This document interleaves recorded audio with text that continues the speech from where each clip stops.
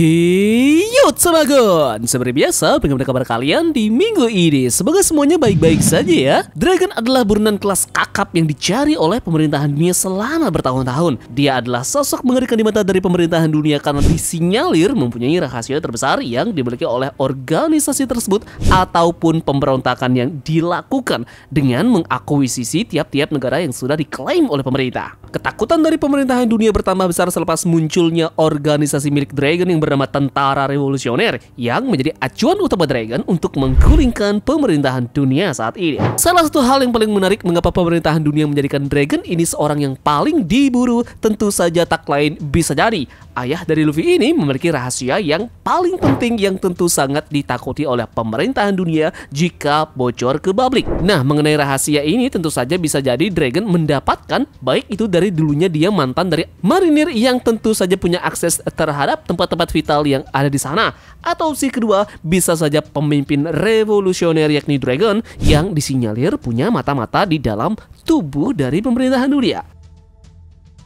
Sebenarnya banyak contoh kasus dari adanya mata-mata di tiap-tiap organisasi ataupun kelompok. Misalnya saja Drake yang seorang mata-mata angkatan laut, Kanjuro yang mata-mata dari Orochi, dan ada juga Vergo menjadi mata-mata untuk Doflamingo. Lantas bagaimana dengan mata-mata dari revolusioner di Ksatria Suci? Tampaknya ada anggota tersembunyi dari revolusioner yang menyusup ke organisasi rahasia milik pemerintah dunia tersebut.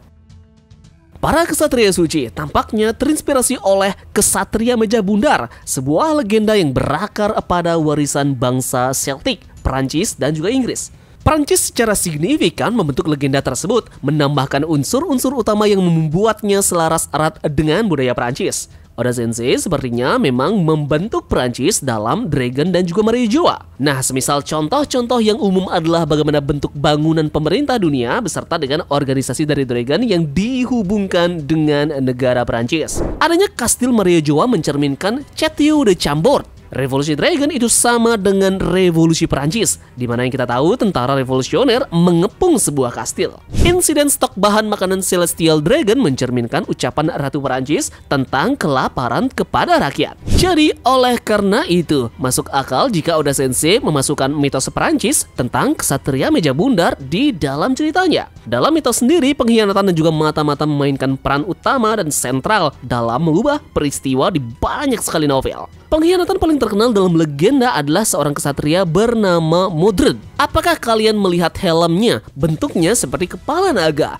Ini merupakan petunjuk terkuat bahwa Dragon menanamkan mata-mata dan pengkhianat di antara mereka. Para ksatria ini adalah mata-mata yang beroperasi secara rahasia atas nama kerajaan musuh. Salah satu contoh yang menarik adalah Shadow Knight. Dalam beberapa versi mitos modern, ksatria bayangan digambarkan sebagai karakter yang bekerja untuk Modred ini, bagian dari rencana besar yang bertujuan untuk menghancurkan unit Ksatria Meja Bundar. Nah, kita tahu tujuan Dragon adalah untuk menggulingkan Celestial Dragon, dan kita tahu Ksatria Suci adalah pilar pertahanan dari Maria Joa.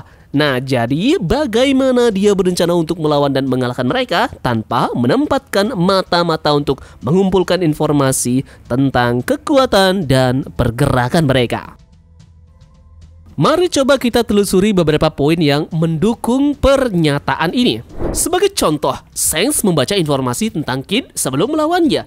Nah, jika seorang bajak laut melakukan hal ini, bukankah seharusnya pemimpin dari pasukan revolusioner juga memiliki informasi tentang Ksatria Suci? Laporan itu semacam hanya akan ada jika ada mata-mata di antara para Ksatria Suci tersebut. Dalam Fever Card milik Dragon, mereka yang terpengaruh oleh ide-ide Dragon beroperasi secara rahasia. Contoh dari dulu yang kita ketahui, Dragon memiliki hubungan tersembunyi dengan desa Shimotsuki yang tak pernah diketahui oleh pemerintah. Misi Dragon sendiri adalah menyebarkan ide, membangun jaringan intelijen yang luas untuk mencapai tujuannya ini. Kita lihat sekarang apa yang dilakukan oleh tentara revolusioner baru-baru ini saat menyerang Maria Joa. Mereka di sini memiliki 3 tujuan utama. Pertama, menghancurkan simbol naga langit, kedua, menghancurkan pasokan makanannya, dan ketiga, membebaskan para budak. Jadi, bukankah aneh bahwa Sabo tak melakukan satu pun dari hal-hal ini? Sejak awal Sabo pergi ke Kastil Pangyang masih belum terlihat melawan Laksamana ataupun menyelesaikan tujuannya seperti komandan lainnya. Ini pun menjelaskan tujuan rahasia yang dimiliki oleh Dragon bukanlah ketiga poin utama tersebut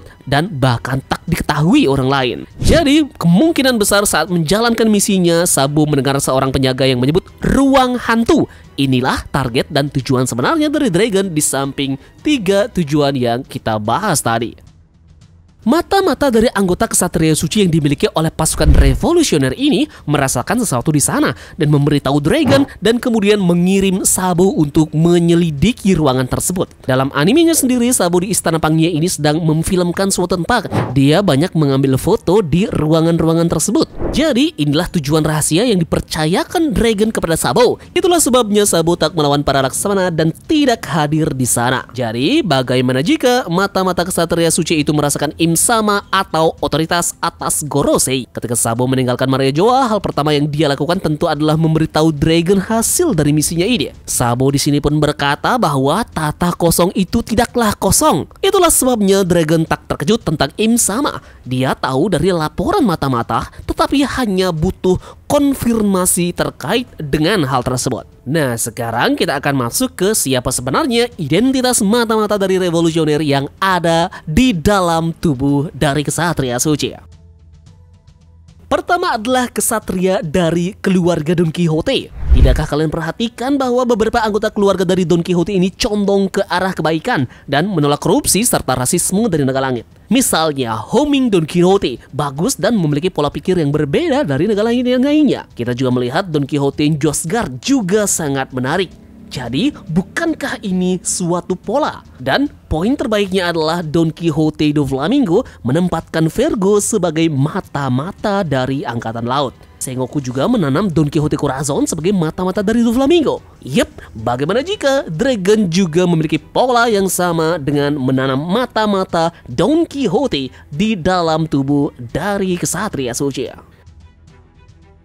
Di sini sepertinya Oda Sensei menciptakan sebuah pola dengan adanya hubungan antara mata-mata dan keluarga Don Quixote. Bukankah menarik bahwa orang yang menggambarkan dia sebagai musuh dari para dewa tentu adalah anggota dari keluarga Don Quixote? Jadi bagaimana jika keluarga inilah yang akan membantu musuh para dewa ini akan melawan dewanya sendiri? Keluarga Don Quixote akan membantu inisial D dalam menghancurkan para dewa ini.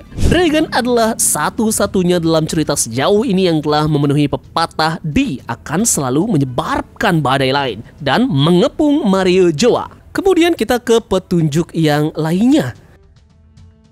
Dragon mengirim Sabo untuk mengungkap sumber pasar gelap yang terkait dengan anggota Don Quixote dan juga untuk mencuri buah iblis merah-merah dari markas anggota Don Quixote. Kemudian Dragon dan juga Sengoku memiliki kesamaan yang sangat menarik. Keduanya memimpin pasukan besar, mengelola dari kantor pusat, dan juga mengerahkan mata-mata untuk misi mereka. Di Arc Dressrosa, kita melihat Oda menghadirkan mode briliannya, perang mata-mata ganda, sebuah permainan catur antara Doflamingo dan juga Sengoku melalui mata-matanya yakni Vergo dan juga Corazon. World Government dan juga Dragon akan memainkan game ini, yang bisa berarti adanya mata-mata di dalam revolusioner juga yang ditanam oleh World Government. Mata-mata yang paling mungkin di dalam kaum revolusioner sendiri adalah Lindbergh. Namanya diambil dari pilot Amerika terkenal yakni Charles Lindbergh yang dituduh melakukan pengkhianatan, spionase dan juga konspirasi dengan Jerman pada Perang Dunia Kedua. Kemudian tidak hanya keluarga dari Don Quixote saja yang disinyalir menjadi mata-mata di tubuh dari pemerintahan dunia, namun ada satu karakter lagi yang memungkinkan untuk menjadi identitas dari revolusioner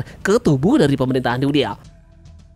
Orang ini adalah Gunko karena memiliki kemiripan desain antara dia dan juga karakter dari anggota tentara revolusioner yang lainnya dalam mengenakan topi dan juga kacamata. Gunko juga belum disebut sebagai Saint sejauh ini dan juga sangat ambigu sekali tentang pengenalannya tanpa adanya embel-embel nama dari keluarga Gunko ini. Jadi overall, Dragon sebagai komandan revolusioner yang telah merencanakan pertempuran ini selama 22 tahun untuk menggulingkan naga langit, telah menempatkan mata-matanya di Ksatria Suci yang akan membantunya mengetahui langkah mereka dan kemudian menggulingkan mereka dengan rencana yang tepat. Yup, jadi sekian pembahasan tabungan terkait dengan mata-mata dari revolusioner dan keseluruhan dari mata-mata dari Ksatria Suci. Silahkan tulis pendapat kalian di kolom komentar ya, dan terima kasih sudah menonton. Kita akan bertemu lagi di dalam teori selanjutnya. Sekian dari Tamagon dan turunkan jangkar. Mari kita berlabuh.